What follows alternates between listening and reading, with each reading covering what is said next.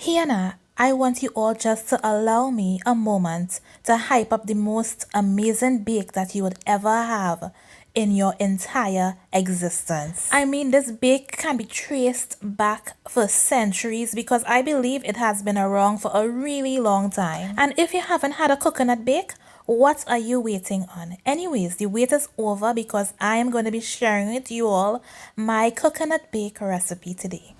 So to start off this recipe, you're going to need a coconut, which we know is a large fruit-like nut. It's very famous in the Caribbean and we use it in various dishes and meals. So in preparation for our bake, we are going to crack the outer shell and we are going to remove the inner part, inner flesh, which actually is the star ingredient. You know how much cut up finger I get for grating coconut back in the day? It was so annoying. But it's something I now hold very dear to my heart. And although I did not entirely grate my coconut, I was still able to achieve the most amazing coconut bake. So as mentioned before, I grated half of the coconut and I also opted to blend the other half.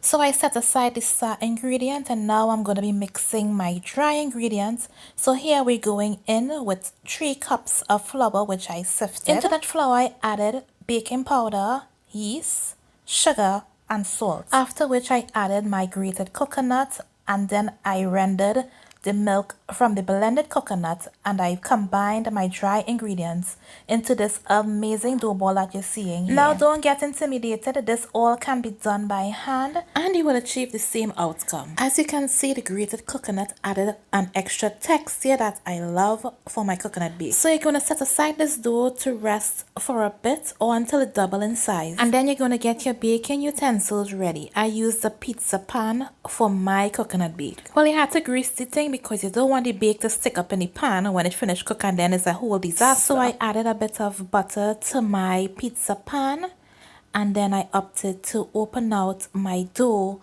on the pizza pan. So with practice you can open out the dough as you see I'm doing here, or you can also use a rolling pin and roll it out and then add it to the pan. Whichever suits you best, you can do that. Now for the signature design. Now if you don't do this with your coconut bake, that is not coconut bake.